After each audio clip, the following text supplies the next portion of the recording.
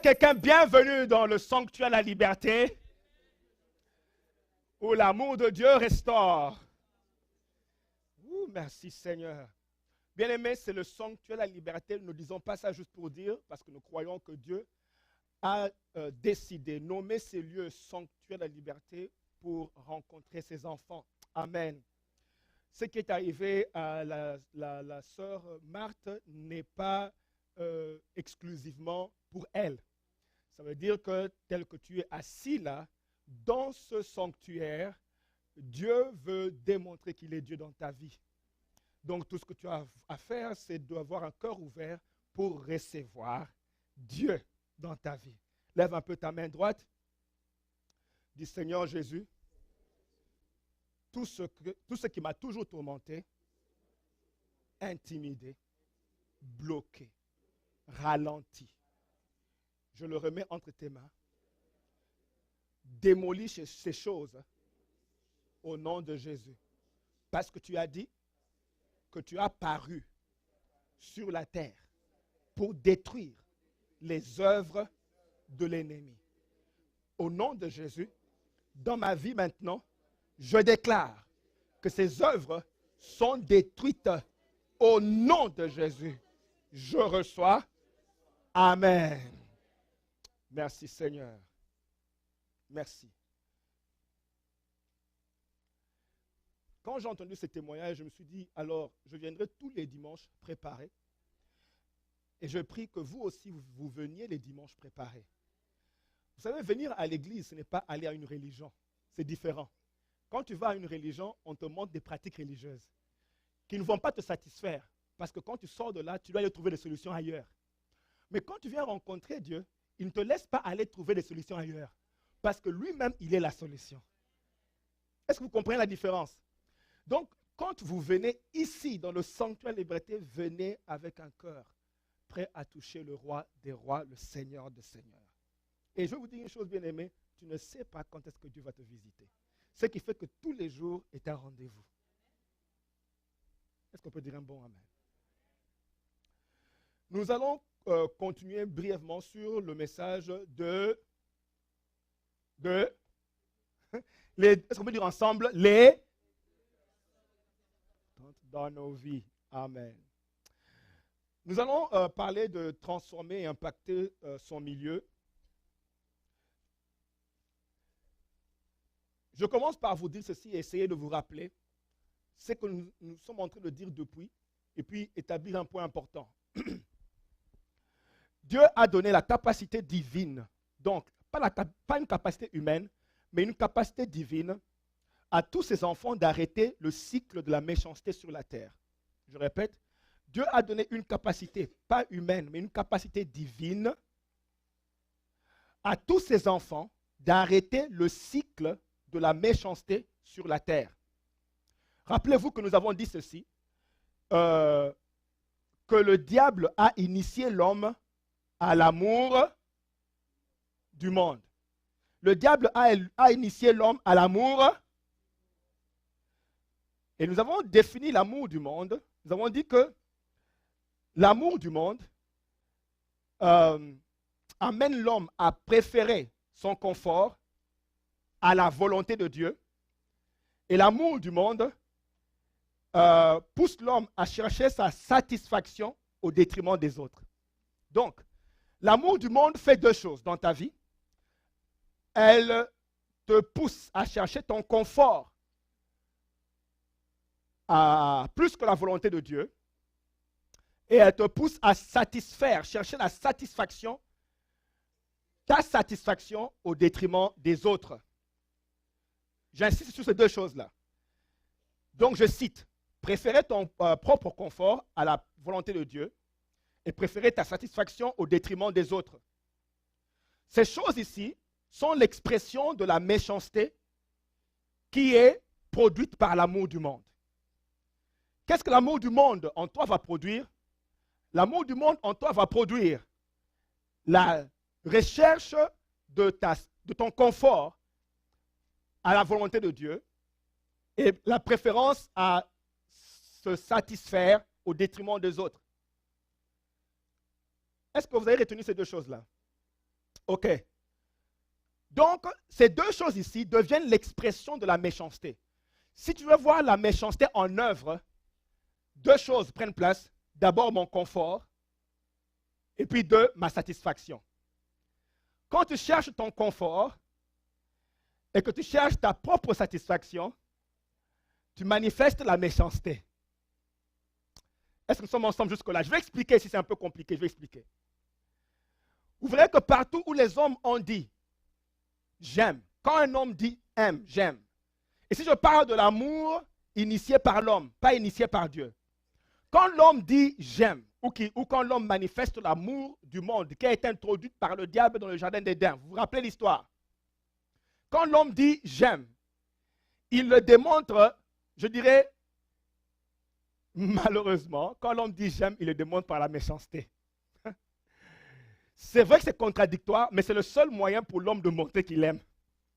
J'explique. David dit qu'il aime la femme d'Uri, il la rend veuve par son amour. Est-ce qu'on peut faire Oui, il a dit j'aime la femme d'Uri, il la rend veuve. C'est l'amour du monde.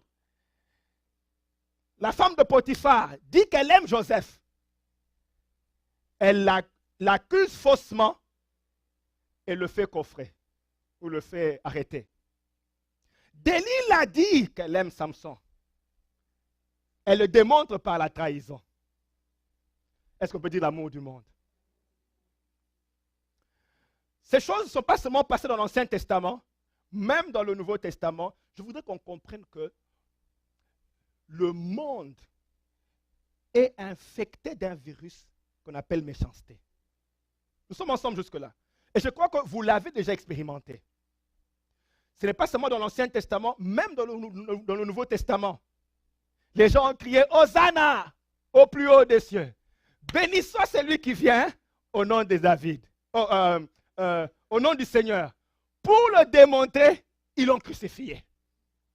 Ça, c'est leur amour. Demande pas à quelqu'un, comment est-ce que toi tu aimes? Demande pas à quelqu'un. Si tu es dans un terrain miné, ne demande pas. Si le terrain est très miné, ne demande pas.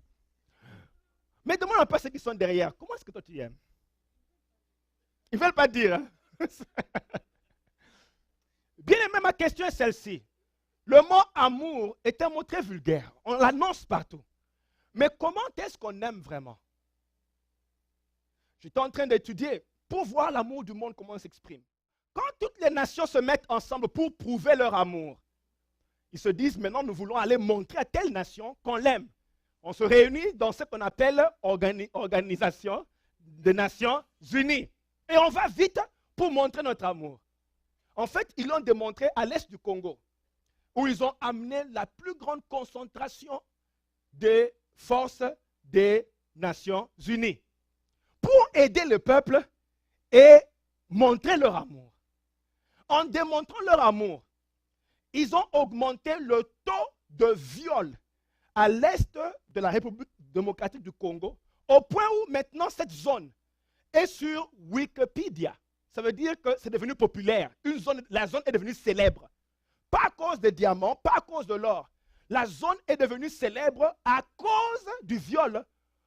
Parce que l'Organisation des Nations Unies maintenant veut aller aider.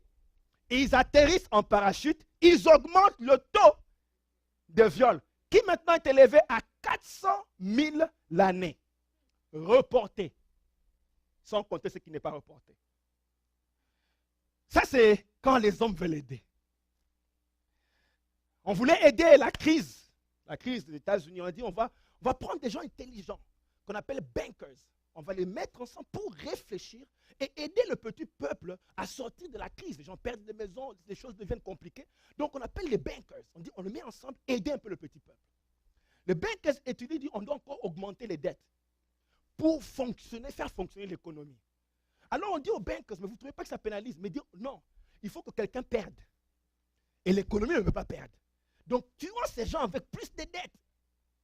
Ça, c'est quand les gens veulent aider. Si vous ne croyez pas, allez sur l'Internet, tapez bankers, vous allez voir des gens cravates intelligents, avec l'amour du monde. Est-ce qu'on peut dire l'amour du monde? Et des fois, quand les gens se disent j'aime, j'aime, dis à la personne, tu m'aimes de quel amour? Parce que je ne veux pas après que ma vie soit démolie parce que tu as dit je t'aime. J'ai mal parlé. Vous savez, il ne faut pas trop se moquer, en fait, de tout ce qu'on entend ici. Parce que je pense que beaucoup d'entre nous, nous faisons comme l'ONU à petite échelle. Dans nos familles, dans nos communautés, dans nos foyers. Nous faisons la même chose. En fait, tu dois te poser la question de savoir quel impact positif toi tu as eu depuis que tu es là. Dans ta famille, dans ta communauté, même pour ta nation. Ou bien tu passes tout le temps à penser à toi et ce qu'on t'a fait. Alors depuis qu'on m'a fait, je ne ferai plus. Je ne parlais même plus. C'est comme ça que nous sommes. Ça, c'est l'amour du monde. Si on t'a touché un peu, tu es comme mis dans une boîte de... enfermé. Est-ce qu'on peut continuer? Donc, la méchanceté, parce que vous vous dites, je veux qu'on réfléchisse sur ça. Depuis que moi, je suis dans cette famille, comment ai-je démontré l'amour de Dieu? Qui est guéri, qui est sauvé, qui est restauré? Quelle situation, moi, j'ai arrangée? Ou bien tu as empiré les choses? Parce que la chrétienté, bien aimée, ce n'est pas comment nous on fait. Tout le monde nous connaît avec de grosses Bibles, avec zéro impact.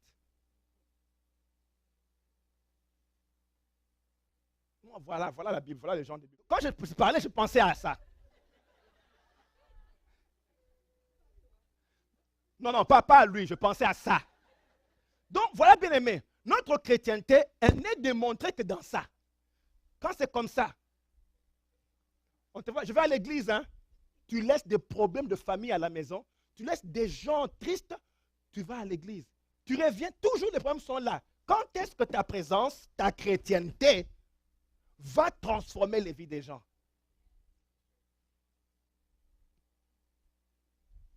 Demande à quelqu'un, qu'est-ce que ta chrétienté fait? Demande à quelqu'un. Oui, on sait que tu vas entre, sors, tu entres, tu sors. Mais qu'est-ce que ta chrétienté fait? La méchanceté, donc, n'est pas seulement à faire des œuvres méchantes. Je pense qu'elle est aussi à ne pas faire les bonnes œuvres. Vous comprenez? Jonas, par exemple, sa méchanceté s'est démontrée quand il a refusé d'aller annoncer ou laisser Dieu l'utiliser pour le salut de Ninive. Quand Jonas a refusé, ce refus-là était une manifestation de la méchanceté. Donc, bien aimé, tu peux être chrétien avec l'amour du monde, il ne faut pas m'embêter. Paul dit aux Corinthiens, pourquoi y a-t-il de jalousie? Pourquoi y a-t-il de querelles parmi vous? N'êtes-vous pas mondains? Qu'est-ce que ça veut dire? Vous allez à l'église, mais le monde est en vous.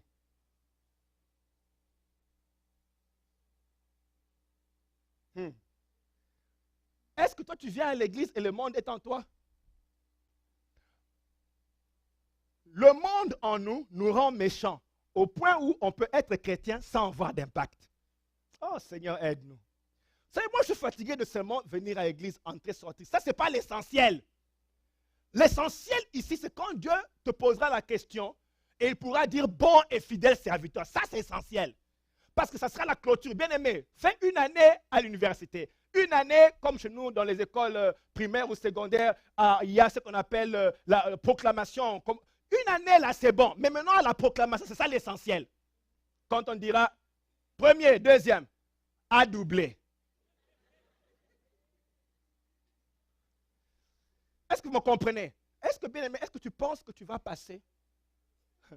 Ou bien, tu penses qu'en venant à l'église, on va t'accepter au ciel? Oh, bien aimé, lis bien la Bible. Ce n'est pas en venant à l'église que tu as déjà le droit d'entrer. Que Dieu nous aide. Jonas, méchant, il expérimente, voilà. Jonas, sa méchanceté, l'a poussé à expérimenter, a fait qu'il expérimente les promesses réservées aux méchants. Laissez-moi vous lire. Nous avons dit ceci, que nous avons vu que Jonas a été jeté par les païens qui ne connaissaient pas Dieu. Mais c'est à cause de sa méchanceté. Je vais lire cela. Job chapitre 22, 20, verset 22. Je lis. La main de tous les misérables se lèvera sur lui. Ici on parle du méchant. Est-ce qu'on peut lire ensemble? On y va comme une famille. On y va. Deux. Sur. On y va. Telle est la part que Dieu réserve aux méchants. Qu'est-ce que Dieu réserve aux méchants? La main de tous les misérables. Les misérables, c'est les gens qui étaient sur le bateau avec Jonas. Comme ils ont vu un prophète méchant, les païens ont été inspirés par le Saint-Esprit de jeter Jonas. La main de tous les méchants. Suivez-moi, bien aimé. Et je pense vraiment, sincèrement, qu'il y a beaucoup de méchants qui sont, beaucoup de misérables qui sont fatigués de voir les chrétiens qui ne brillent pas. Ce qui fait que vous verrez, réfléchissons bien. Nos patrons, nos collègues, tout ça, quand tu dis que tu es chrétien là, ça les ennuie. Tu veux parler, on dit you are offending me. Ce que tu dis n'est pas bon. Je vais vous dire une chose. Ce n'est pas le parler ici qui change les gens. Donc arrête de parler. Démontre les fruits. Tu verras comment ils veulent t'entendre. Je suis chrétien. Donc les misérables là veulent te jeter en dehors du bateau. Ton boss, bien aimé, moi je prie le jour où les chrétiens pourront entrer dans la cour du roi et dire à Pharaon, je sais que la misère est en train de venir, la famine vient, mais mon Dieu m'a révélé. Ça, ce sont les œuvres des chrétiens qui poussent les païens à vouloir savoir de quoi tu parles. Est-ce que vous savez que quand Jonas finalement est parti parler à Ninive, est-ce que vous savez qu'il a été reçu par le roi? La Bible dit que du roi au plus petit. Bien aimé, écoute, laissez-moi j'ouvre une parenthèse. Ne laisse pas ce que Dieu t'a appelé quoi? Non. Ne fais pas ce que le monde t'appelle à faire au détriment de ce que Dieu t'appelle à faire. Des fois, on laisse l'appel de Dieu, on court à autre chose. Ici, Jonas n'aurait jamais vu le roi. Mais l'appel qui était en lui l'a fait entrer dans les palais royaux. Continuons.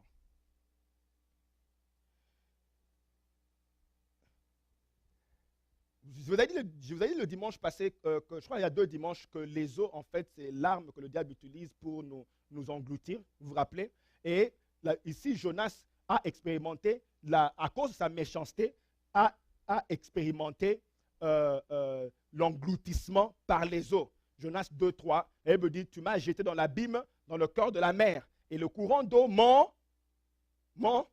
vous rappelez, je dis que l'eau ne peut la submerger. Les eaux ne peuvent la submerger. Mais si Dieu dit, tu m'as jeté dans l'abîme, Jonas dit, les courants d'eau m'ont submergé, m'ont environné. Toutes tes vagues et tous tes flots ont passé sur moi. Les eaux m'ont couvert jusqu'à m'ôter la vie. L'abîme m'a enveloppé. Les roseaux ont entouré ma tête. Juste pour vous montrer comment, quand tu es méchant, ce qui t'arrive. Physiquement, comme ça, ce n'est pas que tu entres dans l'eau. Mais si tu vois ta vie, tu vas voir qu'il y a beaucoup d'aspects de ta vie qui sont comme pris en otage. Bien aimé, moi, je suis convaincu que quand tu fais la volonté de Dieu et que tu produis le fruit de toucher les vies des autres, Dieu doit intervenir pour te frayer le chemin parce que tu fais sa volonté. Tu dois dire un bon amen à ça. Parlons de la méchanceté, je dirais, des enfants de Dieu. Parce que le monde, on sait déjà qu'il est méchant. Mais parlons un peu de la méchanceté des enfants de Dieu. Dieu a donné 3 talents à 3 personnes. Il a appelé le dernier paresseux et méchant. Est-ce qu'on peut dire méchant? Est-ce que ces 3 personnes étaient sélectionnées par Dieu? Est-ce qu'on peut dire sélectionnées? Ce qui fait que Dieu avait donc déposé des capacités, Dieu connaissant des capacités, leur a remis un appel. Et puis il revient, il appelle le dernier méchant. Pourquoi il appelle méchant? C'est parce qu'il dit, voilà comment la réponse qu'il donne. Merci pour le talent, mais je n'ai pas pu multiplier ce que tu m'as donné. Et donc, je te remets ce que tu m'avais initialement donné. Là, il me dit, celui qui avait un s'approchant. Ensuite, il dit, Seigneur, je savais que tu es un homme dur, qui moissonne où tu n'as pas sémé et qui amasse où tu n'as pas vanné. son maître lui dit, serviteur méchant et paresseux. Est-ce qu'on dit méchant? Quelle était la méchanceté de ce monsieur? Quelle est la méchanceté de ce chrétien? Allons voir. Méchant veut dire qu'il fait le mal. Dans notre contexte, c'est lui qui retient ou refuse de donner ce que Dieu lui a donné à remettre aux autres. Donc celui qui retient et qui ne donne pas ce que Dieu lui a donné est un méchant. Maintenant, demande à quelqu'un, est-ce que tu es méchant? La méchanceté des chrétiens est dans le contexte n'est pas donné. Je répète, la méchanceté des chrétiens est dans le contexte n'est pas donné. Pas l'argent. Vous savez que Nabal était appelé méchant. Mais Nabal était appelé méchant parce que Nabal avait refusé de donner à David des ressources. Dis un peu méchant. Dieu parle toujours de la méchanceté dans le contexte de donner. Dieu dit ceci, vous, méchants que vous êtes, vous donnez quand même des bonnes choses à vos enfants. C'est de donner. On est ensemble jusque-là. Alors, la méchanceté de cet homme ici consiste dans le quoi? Dans le fait que, c'est ça? Qu'il n'a pas donné ou produit ou multiplié ou mis son don au service des autres. Méchant, c'est de savoir que j'ai un don, un message, un talent, un produit que Dieu a mis en moi et ne pas le donner aux autres. En fait, tu contribues à la propagation. C'est ça, propagation? Tu contribues à la propagation du mal. Chaque fois que tu ne manifestes pas ton don, tu contribues à la propagation du mal. Bien, mais prenons le cas qu'il y a quelqu'un ici qui a des démons, tourmenté, ne dort pas bien.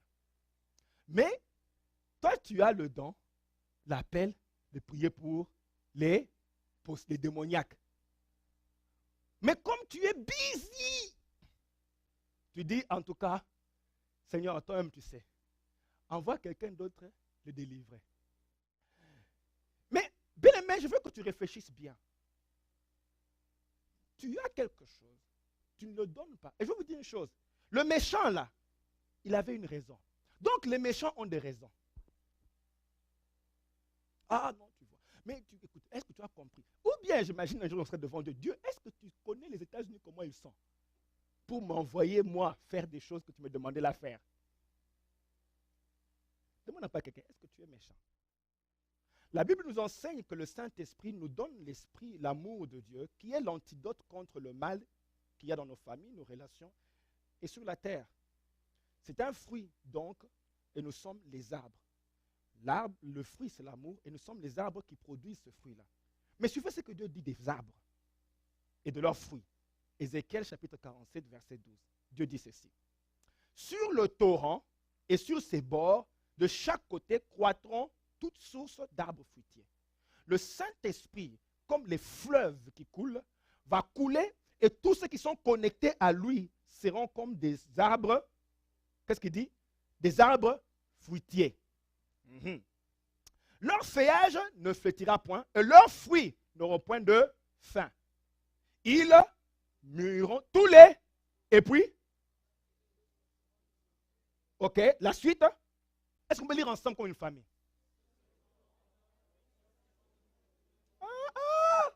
Non, non, je dis comme une famille, pardon. Ok, 1, 2, on y va?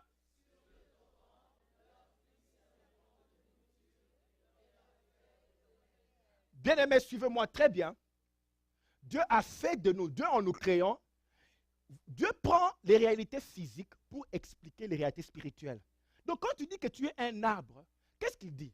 Il a mis une sémence en toi. Tu es la seule personne unique avec cette chose-là qui peut maintenant produire la nourriture et les remèdes pour les gens qui sont autour de toi. Dis à quelqu'un, tu es mon remède, tu m'énerves. Dis à quelqu'un cela. Tu es mon remède et tu m'énerves. Laisse-le, va derrière. Dis au groupe derrière, vous êtes mon remède, vous m'énervez. Et puis tu lui dis, seulement job. Overtime. Je vais vous dire une chose. Il n'y a aucun job qui va produire le fruit qui est en toi. Ça n'existe pas. Et moi, je pense que finalement, le diable stratège nous prend, nous met en otage quelque part où nous faisons rien de ce qui est en nous. Et alors, nous manifestons la méchanceté. Bien aimé, pourquoi on t'appelle méchant? Ça veut dire que tu as quelque chose et que tu ne donnes pas. Si tu n'avais pas, pourquoi on t'appellerait méchant? Autrement dit, si Dieu me dit, je te donne la grâce d'amener la guérison à mes enfants. Et puis moi, je dis, Seigneur, est-ce que tu connais le degré des bills aux États-Unis? Non, il ne faut pas dire non parce que toi tu es pasteur. Non, mon épouse sait, j'ai dû quitter beaucoup de choses pour arriver ici. Donc, je me dis, ça serait donc une méchanceté de ne pas produire ce qu'il y a en moi. Ça ne vient pas de l'école. J'ai dit que Dieu nous donne la capacité divine de produire les fruits. Il dit, vous êtes les arbres. Dieu a dit ceci. Il donnera à chaque arbre de produire selon la sémence. Donc, chaque arbre a une sémence. Mais la sémence que nous, les hommes, nous avons reçue, c'est la sémence divine. Parce que Dieu lui-même s'est mis en nous. C'est que le monde attend, c'est vraiment pas ton degree. Ce n'est pas ton diplôme. Vous savez combien de gens ont des diplômes? Allez demander aux gens qui ont organisé l'ONU. Ils ont des diplômes. Et avec leurs diplômes, allez voir ce qu'ils ont fait dans certains pays. C'est que Dieu a mis en nous, le monde l'attend. Le monde attend le divin sur la terre. Le monde attend la manifestation des fils de Dieu, pas des diplômés. Nos familles ont pleuré. Ils attendent, Seigneur, quand est-ce que tu enverras? Quand Moïse est né, je suis sûr que le ciel a commencé à célébrer. Mais imaginez Moïse qui dit, Seigneur, je préfère rester dans la cour du roi. Ici, c'est un job quand même assez secure. Pharaon. Pharaon, c'est un job secure. Hein? This is a pretty secure job. Ou bien, je travaille chez mon beau-père. That's a secure job. Hang on, fire me. J'ai épousé sa fille. Donc, s'il a l'intention de me fire, sa fille va pas manger. Donc, le beau-père doit take care of me. Donc, Dieu, les histoires d'aller les délivrer, les gens, les nations, tout ça, là, parle à d'autres personnes. Voilà, Aaron vient, je ne sais pas qui. Laisse-moi faire un job secure. Israël allait continuer à pleurer. Comment tu peux me dire? Vous pensez que Dieu ne peut pas prendre soin de toi? Ce qu'il a mis en toi est plus qu'un produit de Apple. Si seulement tu peux... Vous savez, le dimanche prochain, je vous parlerai de travailler. Parce qu'il a dit méchant et paresseux. Paresseux a à voir avec travailler. Et quand Dieu parle de travail, il ne parle pas de carrière ni job. Il parle de aller à la maternité. Travail a toujours à voir avec labor. Quand Dieu dit travail, il ne parle pas job, il parle labor. Les gens qui vont à labor savent de quoi je parle. Quand tu vas à la maternité, tu ne vas pas enfanter une chose en dehors de toi. Tu enfantes ce qui est à l'intérieur. C'est ça job, c'est ça travailler. Donc quand il dit travailler, il dit entre la maternité, souhaite jusqu'à ce que j'ai mis en toi va sortir. Ça te coûtera, mais il faut que ça sorte. Mais nous ici, on fait des choses qui n'ont rien à voir avec ce qui est à l'intérieur. Donc on ne produit rien, rien ne sort de nous. Ce qui sauve le monde, c'est ce qui est en toi, pas ce que tu es en train d'apprendre à l'école. Il y a quelque chose en toi, même pendant que je parle, quelque chose en toi qui va faire que les rois ont envie de t'entendre parler, qui va faire que les businessmen vont dire, dis-moi un peu, c'est quoi ça? Qui va faire qu'on te cherche partout, parle-nous un peu. Oh Seigneur, aide-nous. Et je prie que pendant que je parle, tu saches prendre une décision, tu dis, mais attends une minute, j'ai un peu trop tourné en rond, je sais qu'il y a quelque chose en moi, ça doit sortir. Il y a une femme une fois à la maternité qui m'appelle, elle m'appelle, pasteur, prie pour moi. Je suis fatigué de pousser. Je crois que je vais m'évanouir. Je dis arrête. Pousse. Non, ça ne peut pas rester. Ça ne peut pas rester. Dis à quelqu'un, ça doit sortir. Voilà, dis à quelqu'un, ça doit sortir.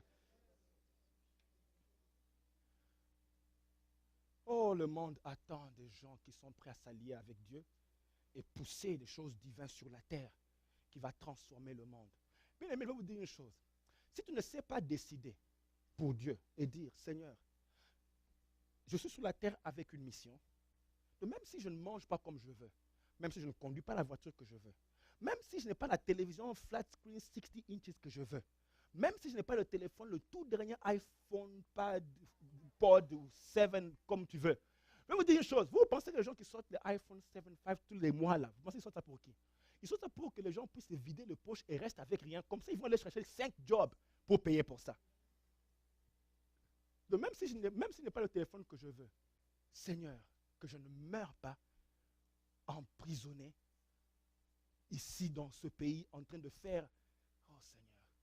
On a pris Samson. On a trouvé ses yeux pour qu'il ne voie pas clair. On lui a donné un job de piler.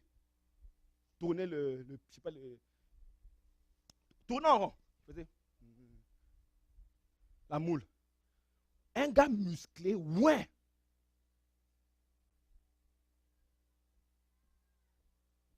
Il ne faut pas trop rire. Tel que tu es là, tu es loaded. Loaded. C'est-à-dire que loaded, c'est-à-dire ceci, que le ciel n'attend que toi. La terre ici est prête. C'est comme ça que tu es. Le diable sait que s'il te laissait, en fait, il faut te garder occupé. Parce que s'il arrête de te garder occupé, tu commences à réfléchir. Donc, il faut que tu sois occupé. Télévision. Je dis à mes enfants, vous ne pouvez pas regarder la télévision tout le temps. On coupe tout. Même les enfants ne regardent pas la télévision. Vous venez chez nous à la maison, il n'y a pas de télévision. Les enfants ne regardent pas la télévision. Vous savez quoi? Je me suis dit, moi, le temps que j'ai perdu à tourner en rond, je veux qu'eux rattrapent leur temps. Tout commence quand ils sont enfants. Ils ont tout le temps. Pas d'enfants, pas de commitment. Rien. Il ne faut pas les vendre au monde qui va les éduquer. Oh Seigneur, aide-nous. On prend nos enfants, on les offre au monde. Ils sont maintenant éduqués par le monde. Quand ils ont terminé, ils veulent aussi iPhone, iPad. Mais c'est ça. Et vous savez, c'est fort. Ma fille me dit,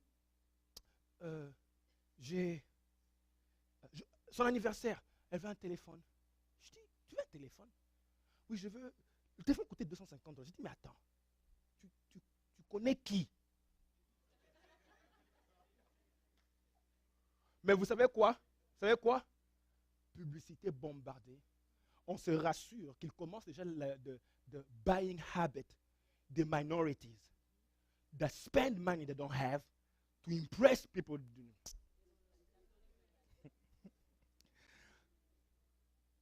Mais suivez mon point. Je prie que quelque part, vous soyez saisis. Parce que, moi, vous savez quoi? Ce qui m'impressionne, ce n'est pas, ah, il a bien prêché. Moi, c'est que tu ailles là, me dis, je dois prendre une décision. Parce que trop, c'est trop. Jusque quand tu vas continuer à être pris en otage comme ça? Avec une grande destinée pour les nations, tu es toujours en train de tourner la moule. Toujours. Busy. Qu'est-ce qu'il y a? I'm busy. Vous savez que Israël a fait 40 ans dans le désert en train de se balader. Ça veut dire que marcher, faire des choses ne veut pas dire que tu es en train d'aller quelque part. Vous me comprenez? Beaucoup d'entre nous ont fait beaucoup de choses, mais are you going anywhere? Dimanche prochain, nous parlerons encore, nous allons continuer sur la méchanceté des chrétiens. Que Dieu vous bénisse.